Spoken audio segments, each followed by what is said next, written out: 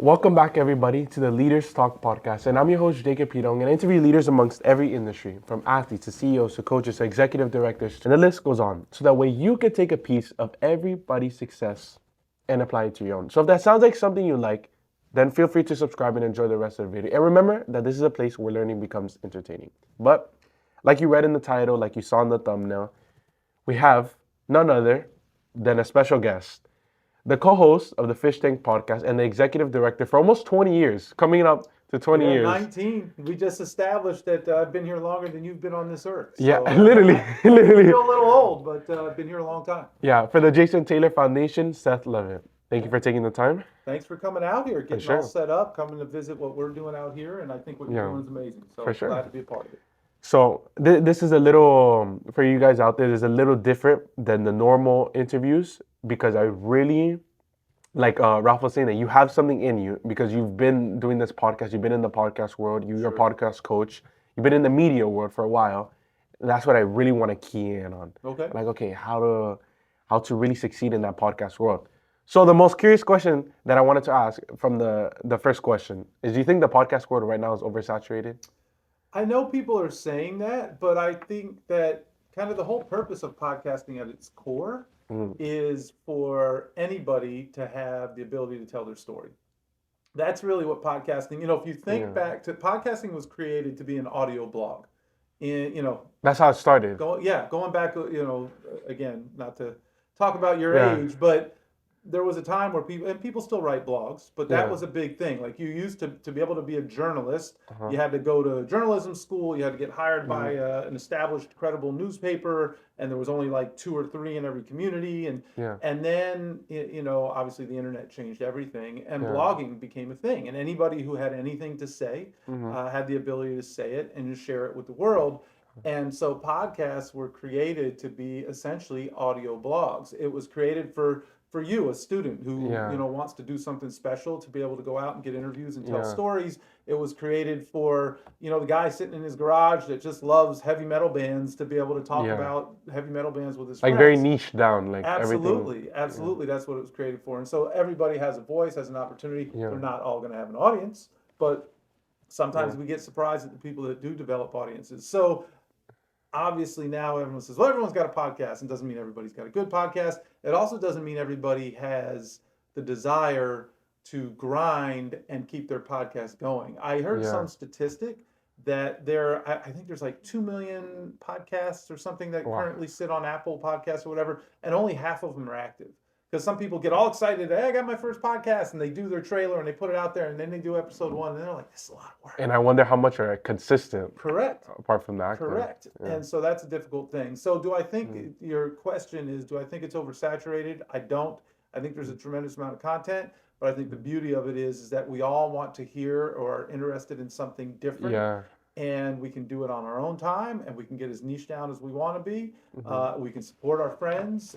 We can tell our stories. And so, no, I don't think it's oversaturated. And that's what I think the beauty of this industry, I guess you could say it is, because it's very, people gravitate towards something that they're interested in. Sure. And if you could consistently ask thought-provoking questions, consistently entertain them at the same time, I think you're going to naturally build an audience with the consistency of going. Because I'll tell you, like from just really briefly, like I started maybe like 4 months ago, 3 months ago, but there was like a month I was like, oh my God. But every day there's something to do. Yeah. Like if I can't find a guest, okay, how can I do it? And I have to be creative. And I'll tell you off the camera because it's the little secret I got. A couple of them, it was interesting, but you have to enter your brain's curiosity and creativity and say, okay, how can I reach these people that are above like my connections and stuff like that?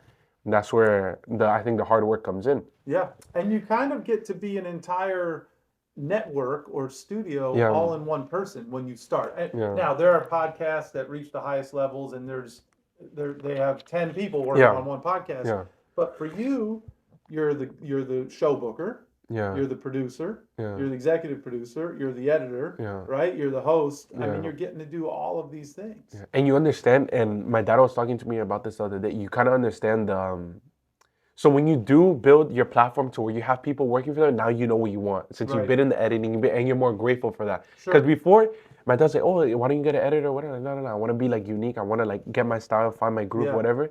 And now I'm like, Like Right. it takes so much time I'm to do at it. there now with the fish tank. It's like I Yeah, keep wishing I had somebody that would help me with the audio piece, yeah, but then at the same time, I don't know that I'm willing to hand the keys to someone yeah. because I want it to sound the way I want it to That's sound. that's the big thing. Yeah, it's a Yeah, tough thing to do to make that transition. yeah, for sure. It's all, actually that's a good segue. Speaking about transitions, I've done this so before. what? No, you said it's a good transition. So Yeah, no, it is. It's funny how that always happens. Someone will give like their response to a question. sure, Hey, you did it perfect. I can transition right. to the next thing. But speaking about transitions, you graduated from UF, right? Yeah. I'm guessing you're a big Gators rep, or I mean, I love my Gators. On our podcast, Mhm. OJ McDuffie, my co-host, Yeah, is a huge Penn State fan, and he loves to I talk about his Nittany Lions. I'll yeah. bring up my Gators.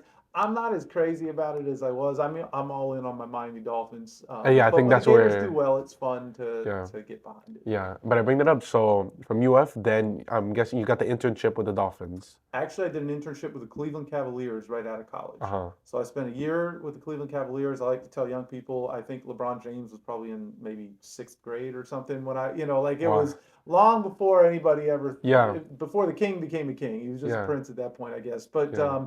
yeah, I worked for the Cleveland Cavaliers and then ended up coming back home because I'm from South Florida. So I went up to Mhm. Cleveland to be able to land an internship with the Dolphins in my hometown. And then from there, you landed a job in the media department, Media relations. Yeah, media they relations. now call it football communications, Uh huh. but sometimes you'll hear it as public relations. In the college level, you'll hear sports information. Yeah. But yes, so I did an internship in '96 after doing an internship with the Cavaliers in '95. Uh huh. I did an internship with the Dolphins in '96. It was Jimmy Johnson's first season with the team. Uh huh. We drafted a linebacker in the fifth round by the name of Zach Thomas. He ended up being pretty good, and Pretty then good. and then I got hired on full time '97, and we drafted this skinny kid in the third round out of Akron from Pittsburgh kid, went to the University of Akron, and he ended up becoming the greatest defender in the history of the franchise, one of the best pass rushers Yeah. ever, and Jason Taylor. Yeah. And I bring that up because, sorry, I bring that up because, and then from there, you were there 8 years, Correct. eight or so years, and then you came obviously to the Jason Taylor Foundation, and you've Yeah, been here for, like I said, close to 19 years. Yeah. cl- coming up on 20 years, 19 Yeah, years. yeah. It's Okay, again, don't rush me. no, I'm not rushing. I'm not, but so 19 years, Yep. but then you and OJ really got into the fish tank podcast around 2018, right? Just to put a Correct. timeline. You never really were like you never really put your face out there on social Right. media until then. Right. So my question is, were there any initial like fears or doubts when you first like It's such a great uh, question because I've always been a behind the scenes mm, guy. Occasionally you do an interview, and I not so much with the Dolphins, but certainly when I got here as the executive director of the yeah, foundation, JT only has so much availability and accessibility, and it's even less now that he's coaching for the Miami Hurricanes. yeah, But so we would do interviews, talk about what are we doing here, talk about our programs, what have you. But yeah, I've always been a behind the scenes guy. I was trained as a PR person, yeah, and PR people. It's all about it's about our yeah, players, it's about our coaches, yeah, it's about the organization. It's not about us, right? hmm And I never had a desire for I love to laugh that I have a face for podcasting, not television, or video podcasting. yeah, But it just never was something that I thought about being in front of the camera or on that side of the microphone, so yeah, to speak. But in 2018, I reached out to a friend of mine by the name of Ethan Skolnick. Ethan's a longtime journalist in South Florida and known uh-huh, nationally, covered the Dolphins for a long time when I worked there. But then he really, I think, rose to being even more and more well known when he covered the Miami Heat and mm, during the Big Three yeah, days, LeBron yeah, James, Dwayne Wade, all that kind of stuff, and Chris Bosh. No disrespect to Chris. So yeah, and I hadn't talked to Ethan in a while, and I reached out and I said, Ethan, what are you doing these days? Just checking in on you. I haven't heard from you. And he said, well, I've started this podcast network. I had mm, heard the term podcasting. I have a friend of mine that tried to get me for about 6 years to listen to a podcast. And I said, I hmm can't consume anything else. It's funny now. I'm saying, no, yeah, it's not it's funny now, oversaturated, yeah, right? But I was like, I can't consume anything else. I watch my TV shows. I watch this. I listen to this. mm, And so I never got into it. But this guy said he's starting a network. And then he started telling me who he was starting the network with. hmm And he had a couple people that were professionals in the industry, but it was a lot of people that were really kind of like yourself, young people that were hardcore fans or that were yeah, creating content on their own. They had their website. They were, mm, and because we live in this world now where anybody can create content. yeah, And I started listening. I said, well, do you have any room for some washed up old PR guy that happens to have, a lot of contacts in his phone. And we laughed, and he said, well, actually, I think you probably could tell some good stories on a podcast. Yeah. And that got my wheels turning. And I said, well, I need a co-host. I'm not doing it solo. Yeah. Nobody cares about me. And OJ reached out to me for something, and the light bulb went off. I said, Juice, what do you think about this? And he was all in. He had done some talk radio in the past. Yeah. And the fish tank was born, and we gave Yeah. it a shot. But it was, to answer your question, it was a transition of like, I'm used to helping write the questions. I'm used to helping the guest know what to expect and maybe the best way to answer certain things. I'm not used to being the guy that's asking the questions or answering the questions for that matter. And so that was a transition. But what we realized is we're storytellers. We're not, our podcast, The Fish Tank, is not about X's and O's. It's about telling great stories. I love to tell a good story. Yeah. I love to reflect upon all the things that have happened in my journey. And it just was kind of natural. We try to create an environment on our show, because every show's different. Yeah. We try to create an environment on our show where if a hardcore Dolphins fan walked into a restaurant and sat in the booth right behind, OJ McDuffie and one of their other favorite Dolphins, and then some other guy who seems That's to know what them, the podcast looks like. and they're listening in and they're hearing stories that those guys wouldn't tell if they knew people were listening. That's what we tried to create, that you're hanging out with the guys. And I think we're delivering on it, and it has made it easier for me to make the transition from being behind the scenes to actually having to sit there and drive a show. Yeah, that's interesting that you say that. A question that popped into my mind, did you guys have like a set, like I would say mission statement from the start? Okay, like that, like what you just said, Yeah. okay, this is the environment that we're gonna try to create. 100%. That is exactly what it was, is that people love that. People love fans who don't have access to their favorite players. Love hearing, number one, they love watching their players do the things that make them their favorite players. That's always going to be number one. The current team, it's always, but people love to hear great stories. In 2018, the Dolphins they didn't look the way they look now. Yeah. We hope they keep winning and playing really well. They were struggling. They were rebuilding. There wasn't a lot to cheer for on the field. And so it was a great time to talk about all the things that you remembered that were really great. And people love to hear things they don't normally get to hear. And so how can we make you feel like you're hanging out with the guys? That really was the vision. So do you think it's important that for someone when they do start a podcast to really key on, like forget getting to just focus, what is your purposes? Like what's your mission statement? You have to, absolutely. When as you mentioned, I'm doing some podcast coaching now, and if I'm sitting down with a client, the first thing is like, okay, why are you starting a podcast? Like, what's the real why as to, why you're going to do something? Yeah. And then who is supposed to listen to this? And I think you used the word niche down earlier. I'm very big on that. Sometimes people have said to us, well, you're focusing only on Dolphins. Do you ever think about talking about all NFL? And people do that really well, right? Yeah, there's a lot. We just had Channing Crowder, So 3 days ago, no? We just we just dropped that episode. I mean, I don't know when this is going to run, but yes, 3 days ago from the time of this interview. But Channing, Ryan Clark, and Fred Taylor, what they've built with the pivot is unbelievable. But for OJ and I, we were like, look, we know this team. We know this market. This is where we're going to matter most and where we have the best access. And that was our focus. And and people said, well, don't you think you can get more listeners? I'm like, I don't even think we have all the Dolphins listeners that we need. I'm just going to be hyper focused on that. Yeah. And so again, why are you doing this? Who are you doing it for? And if you can figure those things out, you can build from there. I like that. And I like the word they use, to be hyper focused. Because if you hear anything, like not just in the podcast where like you hear about Warren Buffett, you hear about MJ, they're all hyper focused on one thing. Yeah. And once they master that one thing, then maybe they diversify that one thing to other things. But I think I find the value in that, because if you don't understand why you're gonna do something, and then you haven't even mastered it, there's levels to it in a way. Sure. And then it's also harder to keep your audience, right? Because if you don't have some kind of consistency in what you're delivering, then you're targeting a different audience every episode, right? Interesting. So like now you're interviewing a bunch of different people, but there's there's one central kind of common theme, focus, a central theme, exactly. And for us, right, Miami Dolphins stories, and sometimes it's a player, and sometimes it's somebody in the media, but it's all centered around Miami Dolphins. And occasionally we skew a little bit, and we've gotten to a point where we've built an audience, and we can go hey, trust us on this one, guys. It'll be a good story, but we're going to skew a little bit farther Yeah. from the center. Yeah. But if you are all over the board, and you either have to be getting rock star guests that it doesn't matter what you're talking about because people just care about hearing what that particular person has to say, or you might be a little bit lost. That's plain simple. Yeah. I like how you put that. I want to start getting into the nitty gritty. This is where your inner podcast coaching comes out. Yeah. So I know we spoke about this over the phone, but I wanted to dialogue more on it. There was it seems obvious. Okay, you have to do research before your interviews, but you have guys like Larry King saying, "Hey, I don't do anything," and he had a saying that it's true. If you look at his interviews, his questions are never more than a sentence. Right. And he says that, and he was like, "It's just my curiosity that does that." And then there's other people like that you see more the younger podcasters that say, "Well, I just like bring them on, and then I just ask them questions based on my curiosity." Sure. Now, personally, I like to do research, but then I like to improvise and ask different things. Right. But I want to get your take.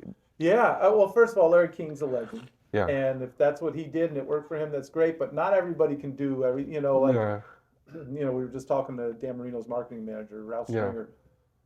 It'd be great if everybody could throw like Dan Marino, but not everybody can, right? Yeah. So there's certain things that certain people can get away with that not everybody else can do. I do find it a little hard to believe that there's no preparation, whether it's Larry King or some of these younger. I mean or maybe someone else is prepping for them. I find it hard to believe that there's no preparation. Yeah. But I who am I to argue with the guy who's iconic like that? I need to prepare, even if I'm interviewing somebody that I worked for the Dolphins for 8 years. If there's somebody that played for them the entire time. My boss, Jason Taylor, he was on the show. He's one of my best friends. I've worked for him for the last 19 years. I've worked with him since he got to South Florida in 1997. We had a 2-hour interview when he appeared on the on the podcast. I could sit and have a conversation without doing any preparation. But when he came on the show, absolutely, I prepared my tail off. I wanted to make sure I had the right stories. I wanted to make sure I didn't go somewhere he was going to be uncomfortable. I wanted to go somewhere, there's a guy that's been talked about 1,000,000 times, has done 1,000,000 interviews. What could I bring to the table that maybe other people haven't heard? So I had to put some preparation in it. I think that you want to prepare your tail off so that when you sit down, it feels natural. So what does the actual research look like? What do you do? That's a great question. I think it's different with, depending upon who the guest is. The more I know somebody, it's more about reflecting upon stories and then trying to frame them, and then maybe finding something that helps connect the dots and build context. If it's someone I don't know, I'm reading newspaper clippings. I'm going on finding feature stories on the internet. I'm maybe looking up their statistics, going on their Wikipedia bio to see where they're from, and so definitely biographical information. Yeah.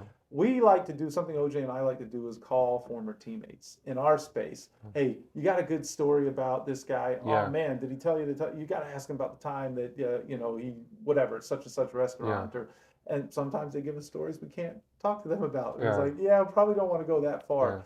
But really it's just gathering information, and then I try to find things that aren't commonly talked about. If the person has told that story 100 times, I don't know that I want to be the one to have them tell it 101st, unless it's a story that just has to be told. Yeah, and I think another component that adds to the, I guess you could say the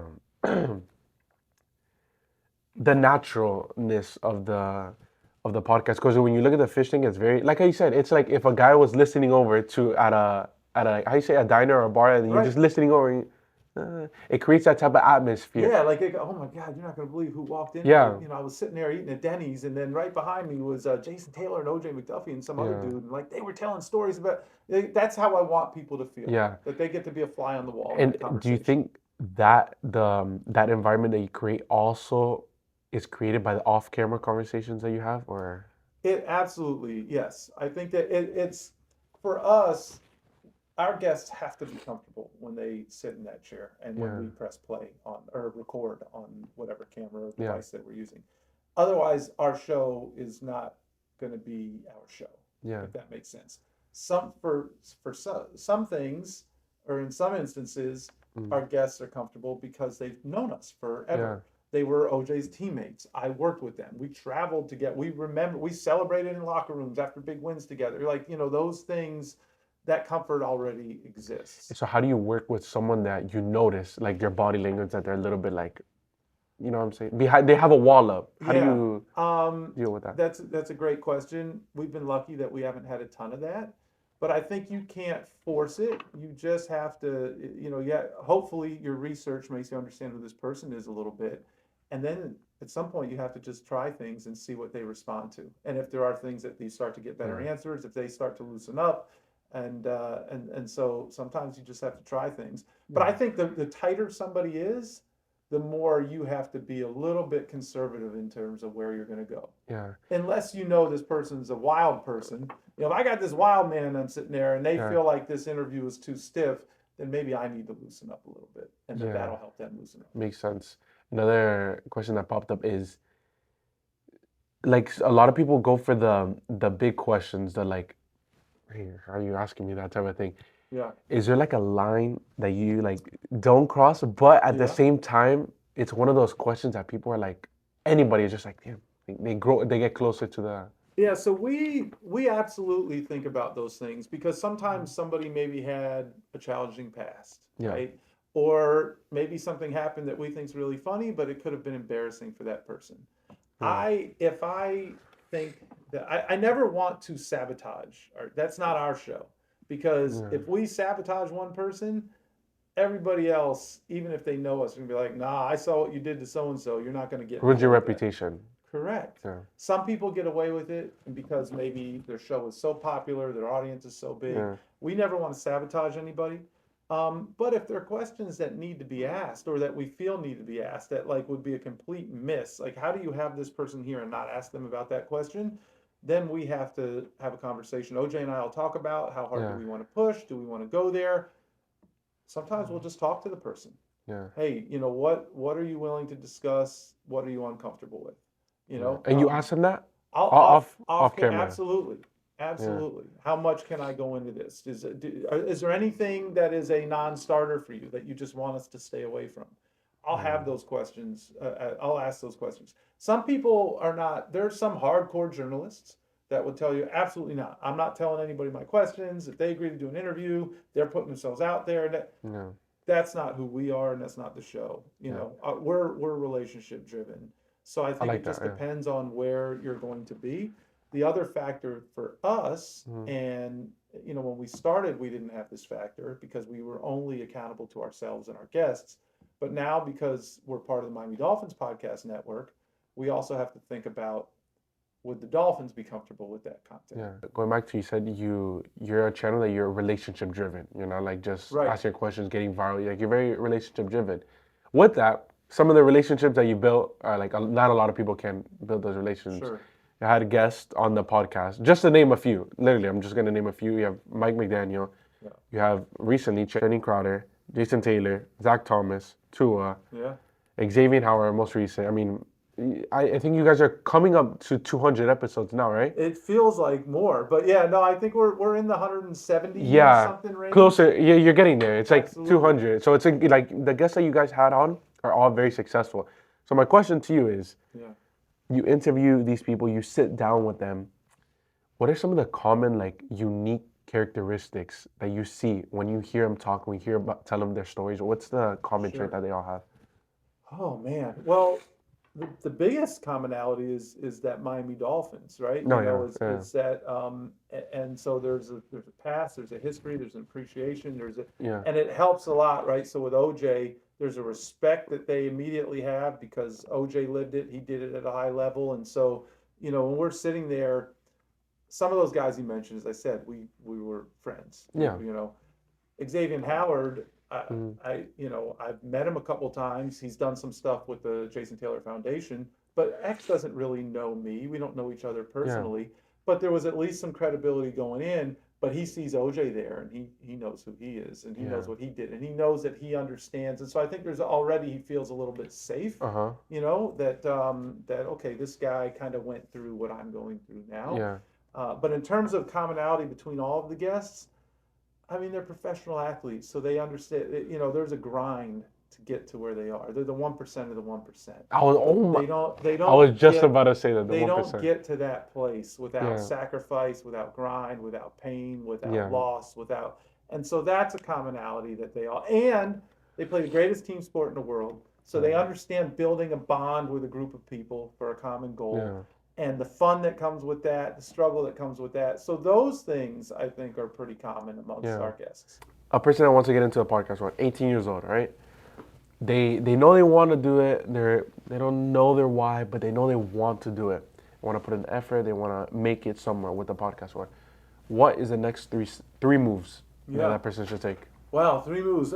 So if they don't know their why, they need to figure it out. That is a number one. I listen to a lot of podcasts on podcasting, and I heard a guy recently say, hey, if somebody tells you they want to start a podcast because they think it'll be fun, tell them not to start a podcast. Just go to the bar on Fridays with your friends and tell stories or whatever it might be. Podcasting can be fun. We have a blast doing our podcast, but man, it's a grind. It is so much work. It is a commitment to really have something that lasts and that grows, and it is a tremendous amount of work. It is not, you don't get into it because it's fun. You have to find a different reason. Have fun while you're doing it, make sure you enjoy it, but you have to have a real reason as to why you're doing it beyond just having fun. So definitely establish that why. It's what I was saying earlier. And who are you doing it for? Number 2 is who are you doing this for? And then I would say, what podcasts are out there that, like, what are you listening to that you can connect with, and that I'm not suggesting go out and copy what somebody else is doing, but there's enough podcasts out there that to do something completely original is going to be a challenge. And so what is somebody out there doing that could inspire you to kind of create and form something that you feel good about? So like, what else do you like? What else is out there? What things can you... I'm choosing my words carefully because I don't want someone to say, oh, the number 3 thing you should do is go find a podcast to copy. I'm not suggesting that. But are there things that can inspire you to build the thing that you want to build? And so I think finding that out as well makes a lot of sense. That's interesting. There was a saying that I heard. I can't remember word for word what it was. But if you never change, like if you stay the same, then you're doing something wrong. You have to constantly go back to the core and reevaluate yourself, like assess yourself and be super critical on yourself. Every day. And sometimes it's micro and sometimes it's macro, right? Yeah. What you were just saying, the Dolphins head coach says it all the time. Nobody stays the same. You're either getting better or you're getting worse. Nobody stays the same. So if you're trying to stay the same, you're probably getting worse. That's a strong point. Interesting. Yeah. Thank you so much for your time. I really did take a lot from it. I'm going to link everything, your LinkedIn, the Jason Taylor Foundation, your website, everything, so you guys can check it out. You're a podcast coach, so clearly if you guys like the video and if you guys want more wisdom, because this is just scratching the surface, I'll link everything so that way they can find everything related, anything to you. And I hope you guys enjoyed it. I hope you guys took a piece by piece from every question. You guys, it was thought-provoking where you can sit back and say, wow, you know what? Maybe I do need to do different. Maybe I do need to find my why. Whatever it may be. But I hope you enjoyed it. Thank you for your time. Appreciate you having me. I think you're doing a great thing. One of the hardest things is to start. And you're not just starting, you're doing it. So thank you so much. How many episodes is this? This is coming up to 20, I think. That's doing some work, man. Yeah.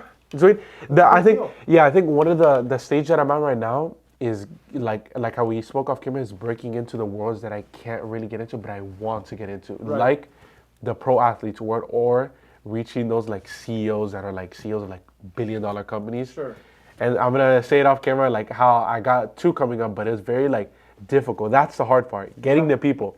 But once you do, if it was easy, everybody would. Exactly. But I've realized that once you finally like do the like yesterday when you do the interview after the hard work and everything, it's like it gives you a thing to keep going. Right. I'm like, you know what? I'm gonna keep going with this, and and it strengthens your why. Definitely keep going. But thank you so much for your time. Anything you want to leave off on? No, this is great. I appreciate it. If people want to follow the Fish Tank, we're on all the different streaming channels, or the Fish Tank 81 if you want to jump on social media and follow us. And certainly the Jason Taylor Foundation. I know it's kind of what brought us together here, and so 100%. Our work here is very important to us, especially if you're in South Florida. For sure. Check us out, JT Foundation 99. For sure. I'm going to tag everything so you guys can go check it out. But thank you guys for making it to the end. And if you did make it to the end, feel free to subscribe and enjoy the clips. I'm going to put the clips right here or here. And check out all the reels on Instagram, the LinkedIn, everything that you guys, or all the social media platforms. Thank you so much for making it to end, and I'll see you guys on the next one.